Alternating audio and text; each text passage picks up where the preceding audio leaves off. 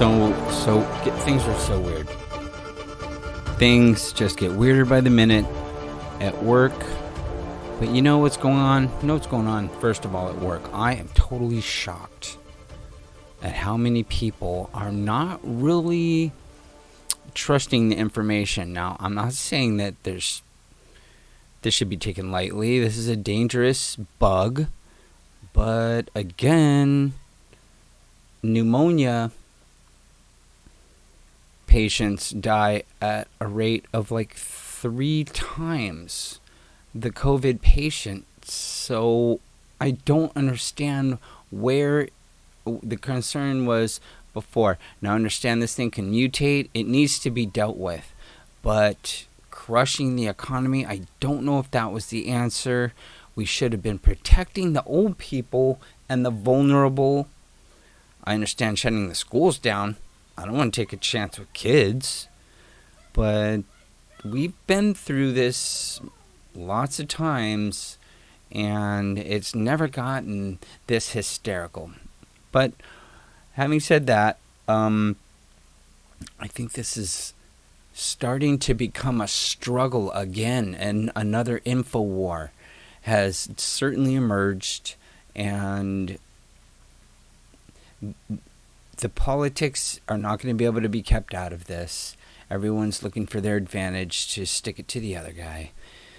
So it's business as usual on in that respect. Now, I've been hearing a lot of weird stuff about, Bill Gates, and I don't know.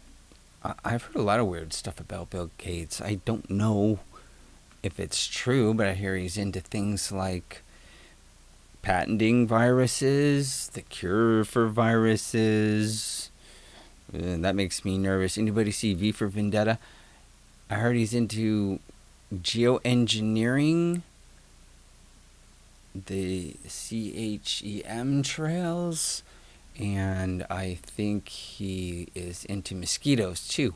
These are all weird delivery systems for viruses in my mind. Anyway, that's for another video. I thought it was interesting. Bill Gates gave me the creeps. That was my point there. He gives me the creeps, and I'll show you why later. 9 states refused the lockdown. Utah, Wyoming, North Dakota, South Dakota, Nebraska, Iowa, Oklahoma, Arkansas, South Carolina. And I want to say kudos to a Governor Kristi Noem. I think she's from South Dakota. Sorry if I'm wrong about that. But she said something along the lines of the Constitution prevents draconian junk like, hey, you can't leave your house except to go to the store. They don't believe in that kind of stuff. I don't believe in that kind of stuff. And the people that are like freaking out because people are out walking their dogs, okay, relax.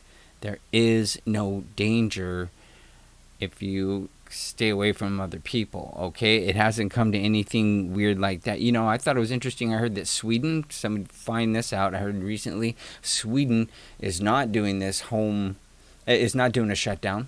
It's business as usual in Sweden. And they have a similar situation. And these are the hypersensitive people, right? Isn't that girl from Sweden, that teenage girl, how dare you with the climate change, and I'm not saying, I'm all about cleaning up all the pollution and disgusting things in the world, don't get me wrong.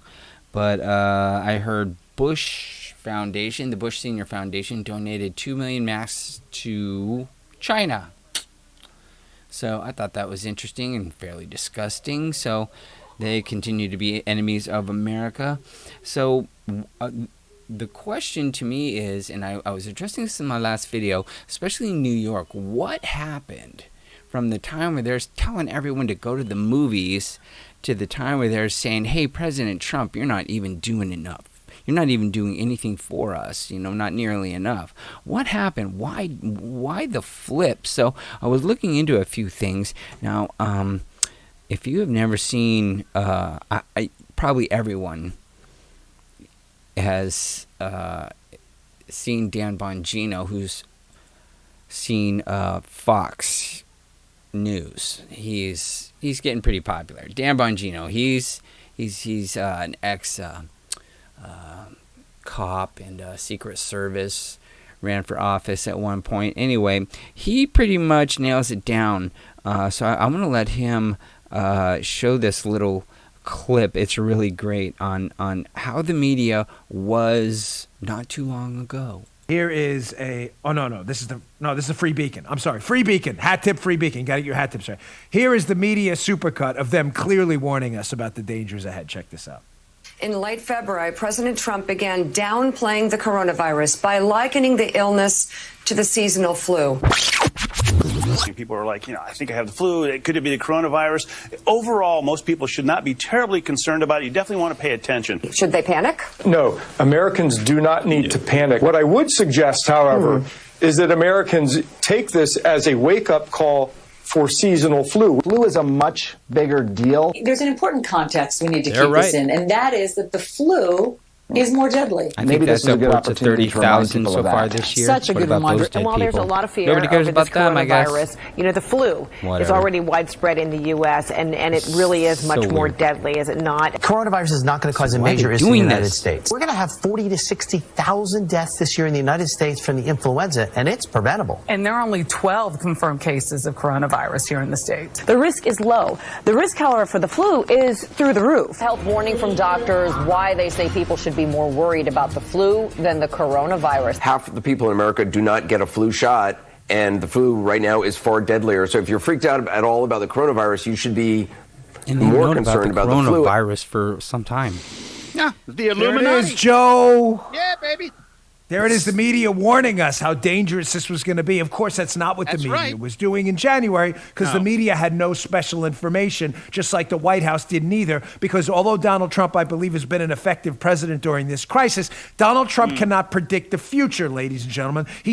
That's true. And so that's,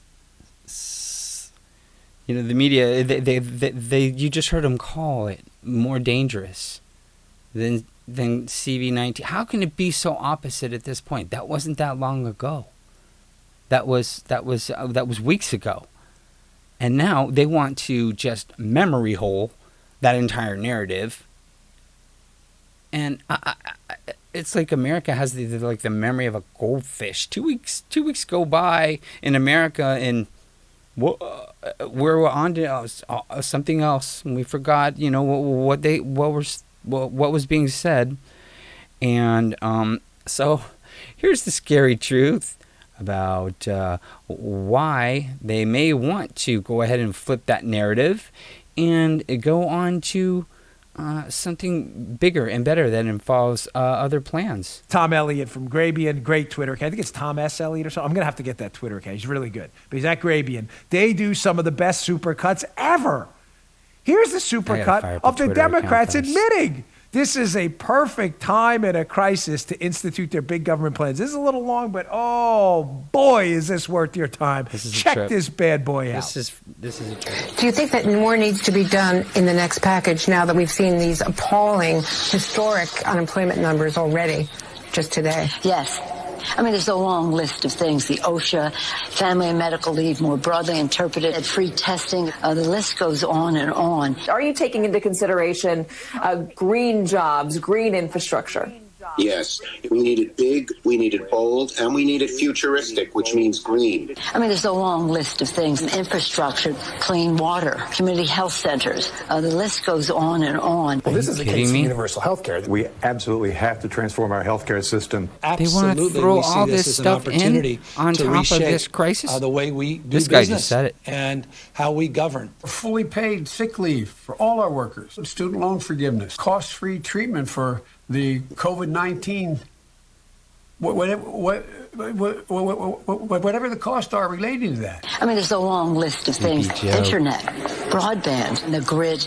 You have to have mobility. We need money for the postal services. The national minimum wage should be $15, but that's not nearly enough. The list goes on and on. A national effort to enlist doctors, nurses, hospital workers of all kinds. Printing money machine of the Democrats. I believe the federal government should take over contracting and acquiring all the medical supplies that we need. Really, we got to have telehealth. You see what I mean? We got to restructure the way we deliver health care. So, yes, Jim Clyburn is a restructuring government guy. I mean, there's a long list of things. Rent suspensions, payment suspensions, mortgage suspensions, guaranteed housing, expand our public health care systems, drop the Medicare age to 0. Whatever way we can get this done, let's get it done. Oh, the list goes on and on. On and on. There it is, folks. And I looked it up while that was playing. Okay, if you guys have not seen Dan Bongino,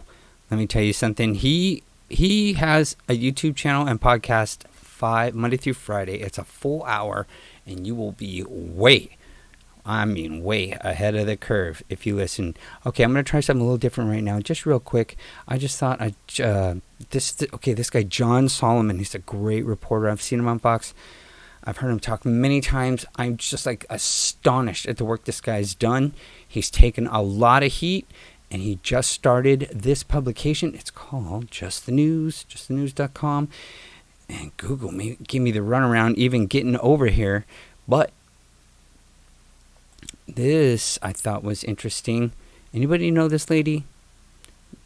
She's Rod Rosenstein's sister. Did you know that? That's for another video.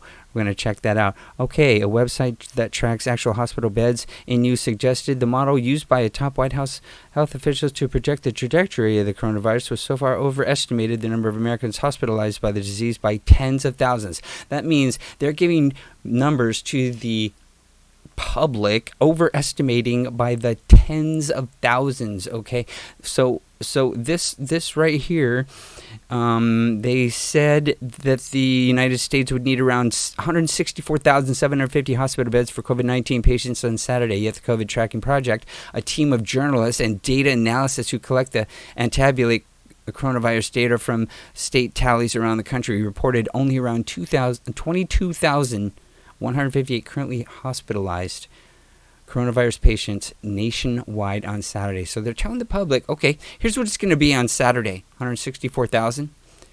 It's 22,000.